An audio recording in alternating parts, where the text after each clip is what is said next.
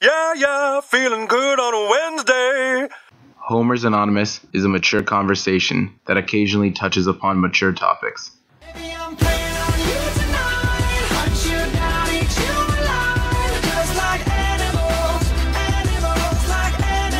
Hey everyone, it's November 20th, 2014. Welcome to episode 6 of Homer's Anonymous. Me and Sanjay are here. We're just going to talk about a couple more notable topics in sports. First thing we wanted to talk about was the big news out of Major League Baseball yesterday, or a couple days ago, about Giancarlo Stanton's new $325 million contract. And I'd say he's a happy man today, wouldn't you? I would, but I know you have some pretty strong feelings about this. I mean, I've never considered myself like a huge baseball fan. I respect the sport and I enjoy it, but this is one of those contracts, and that just reaffirms sort of my misunderstanding, I guess, of baseball, or any dislike I have for baseball. This contract pretty much sums it up. The sports that I really follow and have like an undying love for, like sports like soccer, football, basketball, where you rarely see any contracts this big anymore. I mean, they only exist really in hockey and in baseball nowadays. So, and especially in baseball, a sport where I've noticed it's very difficult to find a player who is consistent enough to warrant a contract this big. I mean, maybe that could be a reason that they've wrapped him up in this big contract, because they think of him as a guy that they will get that high of production from for the next 13 years. But I just personally don't see it, you know? There's a lot of strange stuff going on here.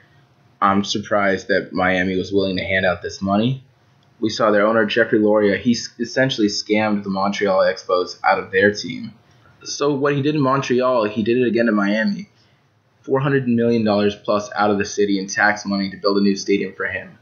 And they signed major guys before that year. They made a big commitment to show they were putting together a championship team. They got a new manager in Ozzie Guillen, who had won with the White Sox before. They got a guy they liked in Carlos Zambrano at a really high cost to pitch for them. They got 2 more pitchers in Josh Johnson and Mark Burley to round out that rotation, and they picked up an elite shortstop in Jose Reyes. It looked like they were ready to put together a contending team, and this new stadium was going to do it for them too. And there were no playoffs to show for it. And there were no playoffs to show for it. They lost 93 games, and they shipped off 3 of those guys, Reyes, Burley, and Josh Johnson, off to Toronto for nothing, essentially cleared the payroll, and went back to the same thing that happened the first 2 times they won the World Series, when at least they had results then. They sold off their guys because they just want to make money, and they know with the ridiculous TV money in baseball, and with that new stadium, they had nothing good to play for. They were going to make money either way. You know, I don't see it with Giancarlo Stanton. I don't know why he would trust a team that's done that. Like, they say, fool me once, shame on you. Fool me twice, shame on me. This is the 3rd time. He must really want the money, because I don't think he can trust them to put together a contender around him. Well, I think the positives that you could use to support this deal are, he's relatively young for like a slugger baseball player. He's 25. You know, he's like you said, he's had a couple of seasons of like solid production the last couple of years, followed by his breakout season this past year. The one thing that worries me is the no playoffs and the lack of team success. That's really that's worrying. You know, the one thing that really interests me is, if this is the deal that Giancarlo Stanton is getting, what is the deal for Mike Trout going to look like? Well, he just signed that 5-year, $150 extension deal. But like you said, yeah, that'll put him in prime free agency years of 26, 27. That deal is going to eclipse this by a lot. Yeah, I mean, if he's only signed next 5 years for $160, that's a bargain for them. To get him on a short-term deal, say to him, we're going to give you your money, because obviously $160 million is a lot of money for anyone. But we're going to give you your money, but like, you need to prove that you can uphold this level of play and this level of consistency, like over these next 5 or 6 years. And then if he's done it for the first 7 or 8 years of his career, then yeah, what's the problem with giving him a 10-year, like $300 million contract like Stanton's gotten. I think that makes a lot more sense than this deal does. Absolutely. I mean, even in his rookie year, missing the first month when he was in the minors, Mike Trout was a 10 wins above average guy, and with the going rate at about $5.5 million, that would project to, obviously it's not sustainable over career, a $55 million worth in this league. Even we compare that to Stanton's deal, you're expecting him for the next 13 years to be worth 4.5, 5.5 wins above average, and that's a lot to ask for a player to carry your team like that. So the NFL is coming down to the home stretch. There's about 5 or 6 games left for every team. It's getting very competitive. We've covered a lot of the teams that we thought were our favorites to make the playoffs and make some noise in the playoffs and maybe even win a Super Bowl. So we thought we'd change it up and whip out a little gimmick that we thought you guys would enjoy.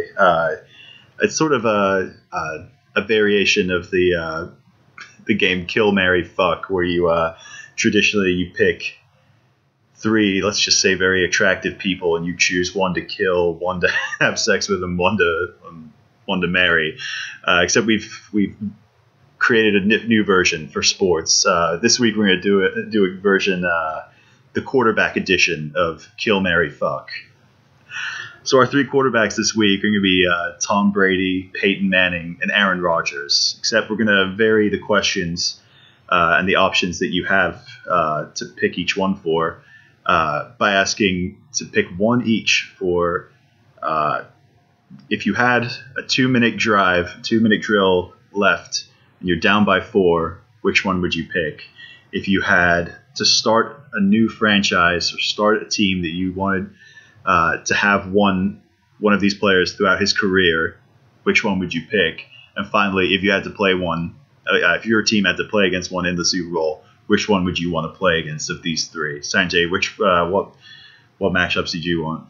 So I really like Aaron Rodgers in the 2-minute drill. I think he's been incredibly efficient this year, more so than usual.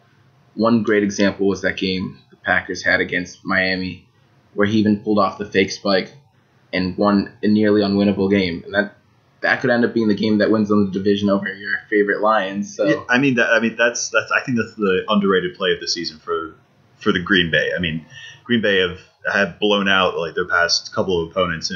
Good team in Philadelphia.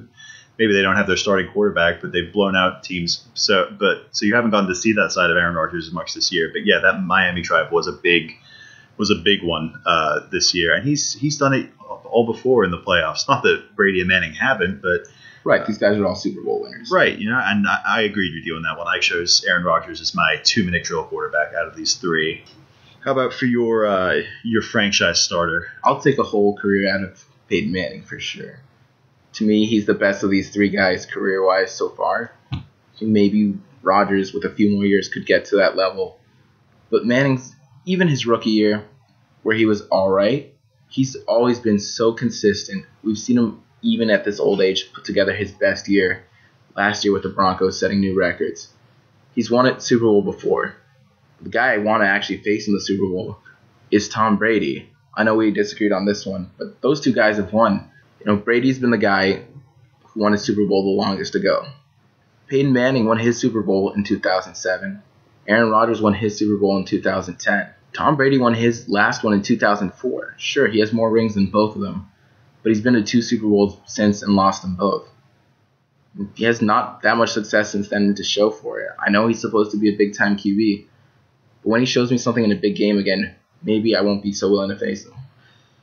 Yeah, I can see the hesitancy with Tom Brady. I know it seems like Tom Brady and Peyton Manning's careers have been sort of like a long distance or like a marathon throughout where one of them will take the upper hand and then all of a sudden one of them will break a record and they'll take the other upper hand. And it feels like over these last couple of years, Peyton's regained the upper hand after Brady's resurgence in 2008 with that 18-1 team and his resurgence with the second Super Bowl, even though they lost it. So it's been back and forth between the 2, but I actually went the opposite here. I chose to have Tom Brady's career to start my franchise with, and I chose to go against Peyton Manning in Super Bowls. I mean, you can't go wrong with any of these guys. You can make a case for any of these guys for these three slots. But I personally, Peyton Manning has always been a guy. He's your regular season quarterback. You're guaranteed 12 to 14 wins with Peyton Manning as your quarterback in the regular season. But I've just seen too many years where he's gotten to the playoffs, maybe has a great game or two until he gets to a cold weather stadium or just somewhere where that just doesn't favor his game, the way he throws the ball around. And it really causes him problems. Most recently, in my mind, as a Ravens fan, was that game where we beat them in the Mile High. Like he had 2 or 3 touchdowns and he did tear our defense apart. But for the most part, you can see his release just isn't the same in a cold weather game in the playoffs around late December, early January. It really affects him, and like the hits feel a little bit harder on the cold turf, and it really, really affects him. And he may have won that Super Bowl against the Bears, a Bears team which I think was one of the worst to ever go to the Super Bowl. But he lost a game 2 games that really could have put him up at the top of the mountain as the greatest quarterback of all time. Lost to the Drew Brees and the Saints in 2011. And this year's Super Bowl cold weather. This year got blown out in the New York Giants and New York Jets stadium. And I feel like those Super Bowls are more on him than Brady's 2 Super Bowl losses. My case for Brady as my franchise starter, which I guess I'm kind of curving the rules here. Tom Brady has never been given the weapons Peyton Manning has been given. If you think back to when Peyton Manning came into this league in 96 or 97, one of those years, he had one of the great rookie years or whatever, put up phenomenal stats, threw a bunch of interceptions also, had some very immature moments. But he instantly put that behind him as soon as he was given a fantastic receiving core. If you remember in his Colt days, he broke the touchdown record with Marvin Harrison, one of the great receivers of all time. Reggie Wayne, who we can still see today for the Colts, who puts up ridiculous numbers and was even better back then. Dallas Clark was his tight end, and he had a really solid running game with Edgerrin James, who when he was in his prime. Maybe Joseph Adai afterwards had a good couple of years for them. So he was always given the weapons to succeed in the playoffs, and he didn't quite do it. He didn't quite live up to the standards that he had set himself in the regular season. Even today with the Broncos, look at his receivers now might be even better than they were back in the Colts days. Demaryius Thomas is one of the best deep threat receivers in the league. Julius Thomas, one of the best tight ends in the league. Last year he had Eric Decker. This year he has Emmanuel Sanders, and not to mention Wes Welker this past year and a half. They've got some very solid weapons in Denver, and it hasn't really translated to Super Bowl wins. Obviously they went to the Super Bowl last year, but then they got blown out. So I think Tom Brady has made lemonade out of nothing when Peyton Manning has been given lemons and can't even make lemonade out of it. It's a broken analogy, but I feel like if you wanted to start your franchise, you'd start with Tom Brady, and then you just get him his receivers and his weapons afterwards. I don't think that's entirely fair. You mentioned Joseph Adai. He was lucky to have Peyton Manning as his quarterback, who at least made him appear better than he was. They got mileage out of even Dominic Rhodes in that situation. He goes to Denver, and he resurrects Knowshon Moreno's career and got him free money this year with the Dolphins. Even C.J. Anderson, Ronnie Hillman, and Monty Ball have looked good in spurts in that offense. So I think, you have to give Peyton some credit for what he's done with those guys. Tom Brady did have Randy Moss and set all kinds of receiving records there with him. It's not like he's had nothing. He's been given Gronk now, too, who's helped him resurrect his season. Yeah, I guess what I'm trying to say is not that Tom Brady never has had the weapons. Obviously, we saw that first year in 2008 when he got the weapons, what he could do. That was one of the scariest offenses I've ever seen. With Randy Moss on one side, Dante Stallworth was running just a deep route every single down. You had Wes Welker in the slot, who had his breakout season after a couple of good seasons in Miami.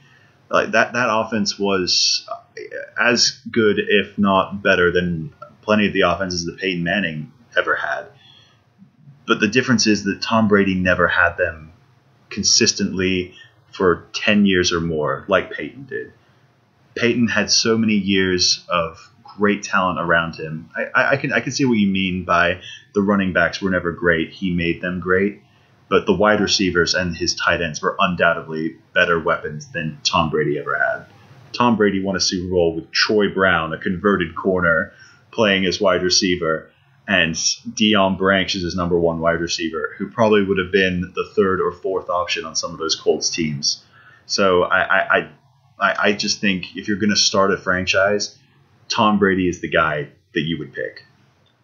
I'll just counter you by saying one final thing. Brady did have some at least good defensive teams to work with on the other side of the ball that helped support him. Peyton a lot of times has been a victim of a team that has solely relied on him. Some of those Colts defenses were really weak, and the Broncos defense failed to show up last year in the Super Bowl. Peyton had his shortcomings, granted. You can't go wrong with either guy there.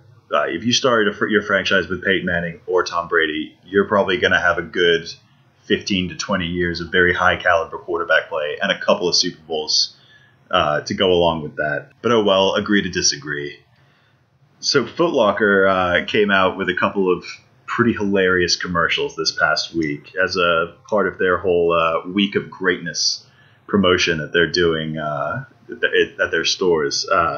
They've been featuring mostly NBA athletes. We saw John Cena make an appearance in one of them, which was pretty comical. But one of our favorite ones was, first of all, a great commercial involving Derrick Rose and Tim Duncan, if you want to listen into it.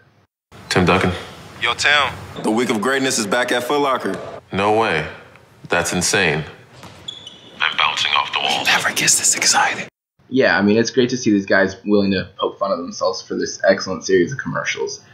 Yeah, I mean, Tim is just hilarious. You can tell that he's in that commercial trying to stop himself from laughing just because, I mean, he's pretty much just personifying our whole idea of what he's like on a daily basis. I thought that was one of the wittiest and funniest commercials of all time. And this whole series is great, really. The James Harden one was exceptional, too. The James Harden one got a little deep, though. If you want to take a listen to that one, too, here it is. Defensive? You're calling me defensive? I'm never defensive. Ask around. I'm the last person you'll ever see being defensive.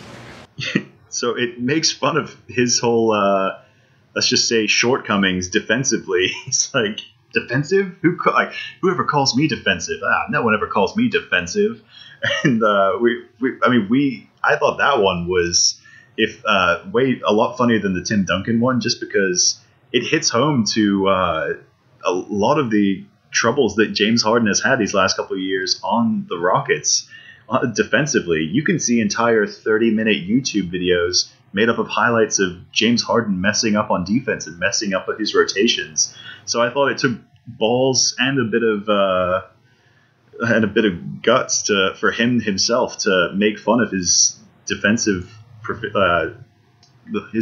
shortcomings. Well, I mean, I guess on a serious note, too, I know you want to talk about Houston a little bit, if they're for real or not. They started off pretty hot this year. Yeah, they had a good start. They started out 6-1. They got shellacked by Golden State a little bit and lost earlier to your Lakers. But fun game to watch. Yeah, but I mean, they didn't have Dwight Howard for that game, so you can't really hold it against them. But they're one of the surprises that we mentioned in our NBA preview, that if there was a major injury among the top three, like there has been with Oklahoma City, teams like Golden State and Houston are waiting in the wings to really take advantage of any other team's slip-ups. And Houston have done well. They've shot the three-pointer very well, just like they did last year. Dwight Howard has continued his great play from the playoffs last year. People forget that he was putting up 20 and 20 every night against Portland, even though they ended up losing that series. But he's continued his great play, like I said, and he's been picking some fights with some of the league's top dogs. I mean, Kobe took him to task in the season opener a call him pretty fucking soft. Yeah. And now we have even Kevin Durant thought of someone a little more mild-mannered going right at him. Yeah, Kevin Durant's on the sideline in a suit, and he walks onto the court during a team scuffle and starts yelling, "Dwight, you're a pussy," at his face, which we both love because we missed that from like the 90s. Yeah, I think we love the old school animosity. I'm kind of tired of this idea of everyone just wanting to team up. We want to see guys go at it, have a little bit of legitimate dislike, and add some fire to these matchups.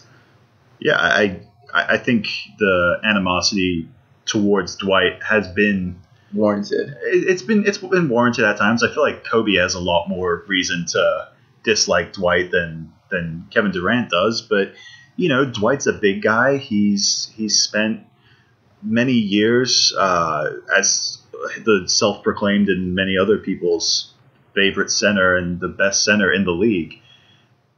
And he hasn't quite lived up to it. He hasn't quite lived up to it in terms of wins and in terms of playoff series wins. And so people are tired of him thinking himself as one of the best players in the league and not giving any return on it. Right. This is his 11th season already in the year, and some people consider him to be a surefire Hall of Famer because he's a 3-time Defensive Player of the Year. But one finals appearance in what was essentially a 5-game sweep at the hands of the Lakers, that's not a very impressive resume so far. His best finish at MVP voting is second. He needs to do something more. Do I think the Rockets are contenders?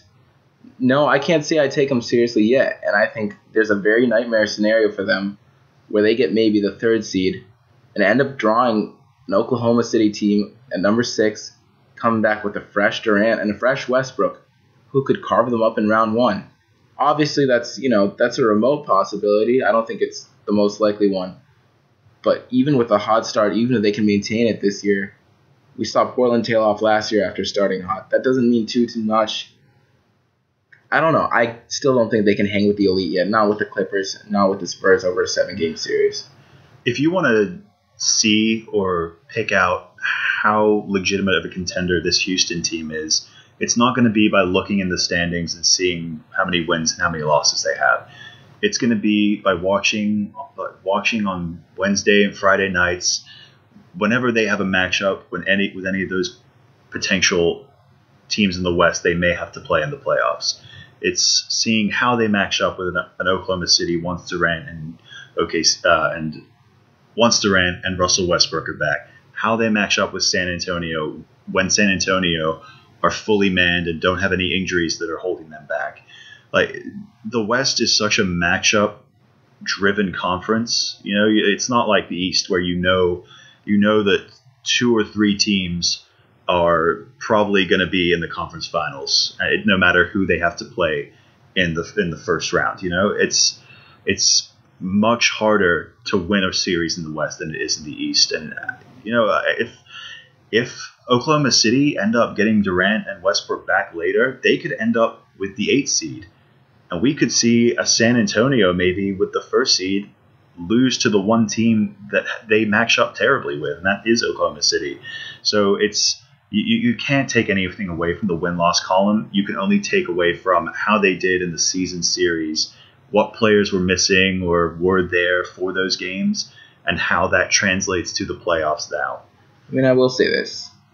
Wednesday night game against the lowly Lakers, I came away a little disappointed. The Lakers aren't a team the Rockets have to worry about in the playoffs.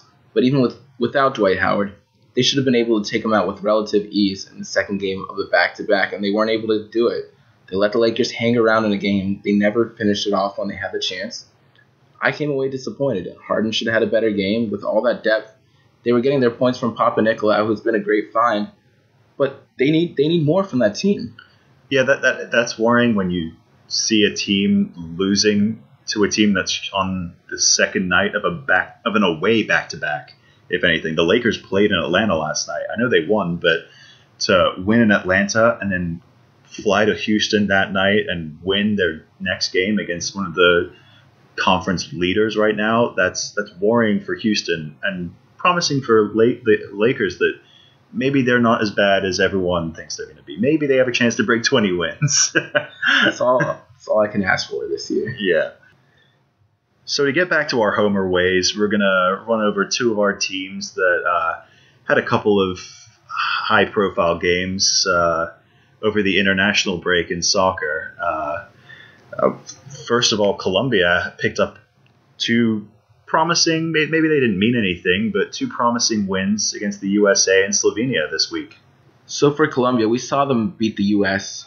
on national TV 2-1, which was great to watch. They brought a B squad for both matchups against the U.S. and Slovenia and still managed to win. Neither of those teams brought their top teams either, but the top half of our lineup was about the same. The back was very changed from the World Cup. We didn't have our top keeper, David Ospina, who got hurt playing at Arsenal. We didn't have Radamel Falcao, who's been injured since tearing his ACL at Monaco and hasn't really been able to feature for Manchester United. That buy hasn't been looking great for them, or that loan option. But the team played well.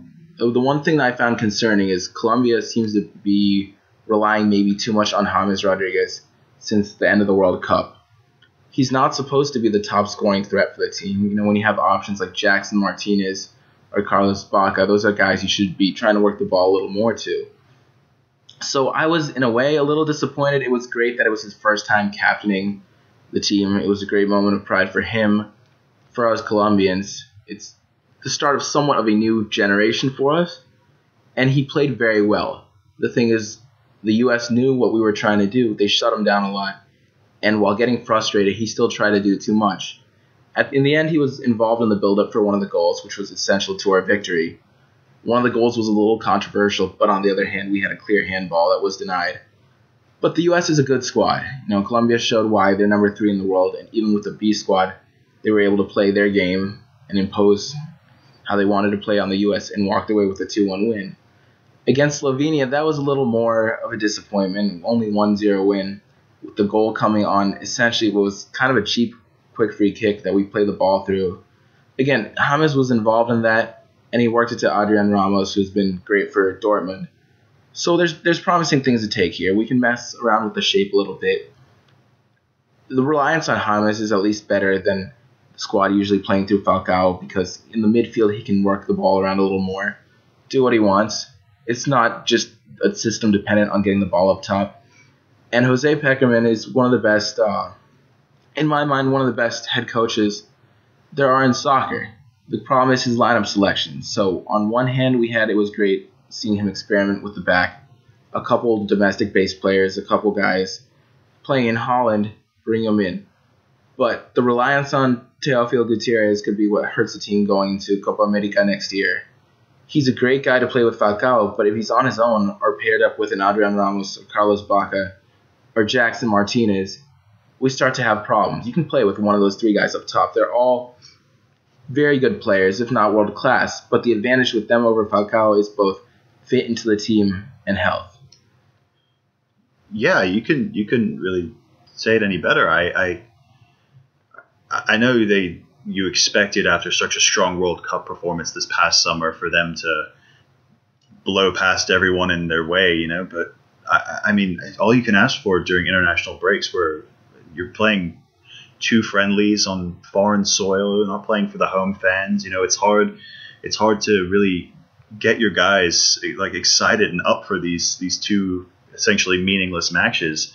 So you're basically using these matches as a way to get new guys involved, as a way to experiment maybe with different formations and shapes, and just creating familiarity between a roster that usually only meets 5 or 6 times a year, which it's soccer, people underestimate the amount of time that's needed to create consistency and familiarity between an 11-man squad. It's one of those things that's really, really underrated. And you see it with World Cup winners. The past 3 World Cup winners were made up. They had some young, star, talented players in them, but they're usually made up of experienced players who are familiar with one another and usually play at similar clubs that possess similar styles. Obviously, this German team was built off of the Bayern Munich juggernaut and other German teams such as Dortmund and Borussia Mönchengladbach and F. Schalke, who have supplied some good young talent to the national team. Spain obviously have been built off of Real Madrid and Barcelona, and they're very similar playing styles. And Italy were built off of AC Milan, Inter Milan, Juventus, of those great teams from 2000 to 2006. So you want to create a familiarity among your players, young and old, that will translate to a bigger tournament like a Copa America, because you only have one chance every 2 or 3 years to really show that what you've been working on is worth something. On a much smaller note, Ireland may not have even featured in the World Cup, or may not be the world power that Colombia have become over the last year, but they too had a very disappointing, or somewhat disappointing, international break. The only meaningful game that Ireland really had was against Scotland in our European qualifier, and they managed to lose that 1-0. I caught a little bit of that game, but it was one of your classic Ireland showings of sitting back, not really looking for the ball very much, not really trying to get a hold of it and pressure the ball and hold possession, and just absorb any pressure that Scotland threw at them at Celtic Park in Glasgow, and try to hit them back on the counter. The strategy didn't work, despite a stronger team than that we used in the second game against the USA. It didn't really work. The team looked flat. They looked dead. Similar to the Germany game that we managed to get a 1-1 draw out of with a last second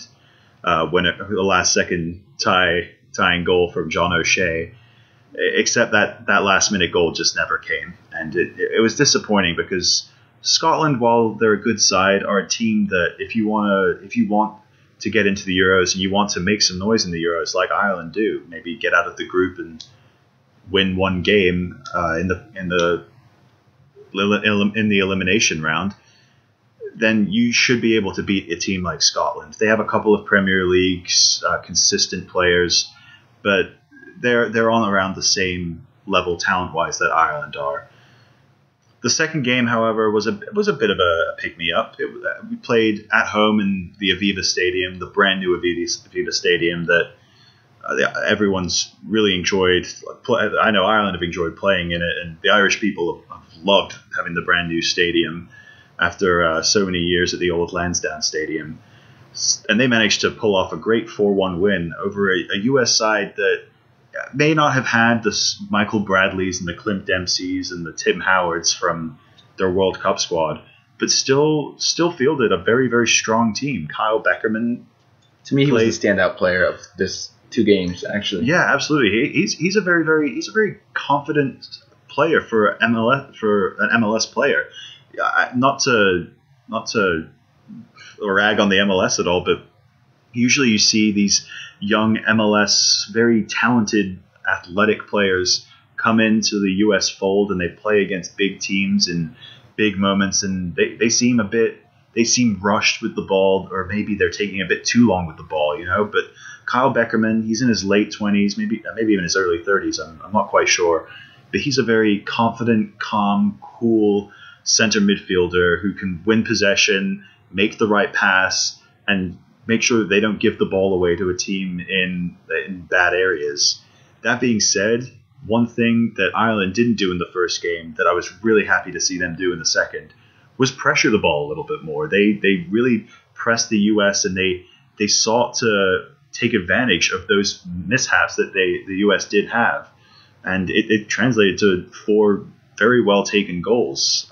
They took advantage of a young DC United keeper, Bill Hamid, who was in some of his early caps for the U.S., and they had a couple of goals that he could have maybe done better with. But it was a good performance for Ireland's, not even their B team, it was their C team. There was no Seamus Coleman, there was no Aidan McGeady, no Robbie Keane. Shay Given made a cameo performance after he hasn't been playing much these last couple of years in his old age.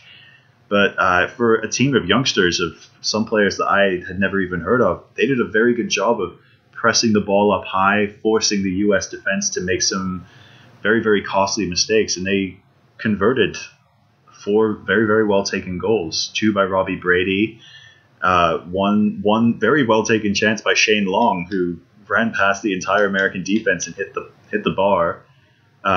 One by James McLean, and I can't remember who the last one was by, but it was a very, very good performance for Ireland, and I would be very happy to see them maybe be a bit more adventurous and pressure the ball and try to play a bit more attacking against teams going forward in European qualifying. So we know you guys love to hear us talk about sports. We love sports. You guys love hearing us talk about sports, but it can't all be about sports here. So to close out, we're gonna close out with the thought bubble, which is Sanjay and mine, our own weekly thoughts, ideas, something we're really enjoying that isn't sports related. So Sanjay, I know you have a somewhat negative note for this week's thought bubble. Yeah, this one's a little. Let me just start by saying I find it interesting we both strongly agree with each other's points here this week. But let me just say When do we not? That song we open with today, Maroon 5's Animals. Oh God, that song is fucking terrible. It's the worst song right now, and unfortunately, it's everywhere. It's on every commercial, every radio station. I did an album review for their new album, V or 5, however you want to call it. And I actually gave it a 37 out of 100 because I found it to be an utter abomination. If you actually want to read the whole thing, you can go on my website, shrineofthesilvermonkey.com, and you can read other random stuff I really want to rant about. But man, that song is the worst. Yeah, we were talking about this earlier. We were talking about what we would maybe feature on this segment. And I mean, the point I've made for a couple of months now is that it seems like Maroon 5 have just resorted to producing quantity over quality when it comes to songs these days. There's a lot of somewhat catchy, just sort of like generic sounding songs that if you heard from someone on the side of the street while you were walking down the road one day, they'd probably be stuck in your head for the rest of the day, but you wouldn't like it. So this song... That's how this segment came up. I was telling you how you got the song stuck in my head. Yeah, I apologize. I'm sorry. I mean, my thought bubble was just, again, from one of our random conversations we were having, and we were talking about, like, we're big movie buffs. We love movies. We love the Oscars. We love things of that nature. And I was talking about Daniel Craig's run as James Bond is coming to an end relatively soon. He's been in the role for the last, it seems like forever, 8 years. He's made about 4 movies as James Bond. I think he's due for one more movie.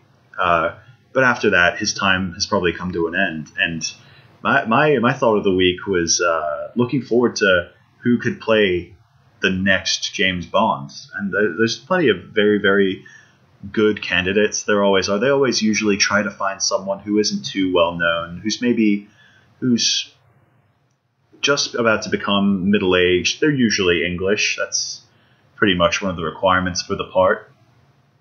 But I do want to see them go a different direction with it this time around. I think we should have the first black James Bond, and my nomination was Idris Elba. You might know him from his role as the captain in Pacific Rim. He gives a great speech at the end saying, "Today we're going to put an end to the apocalypse."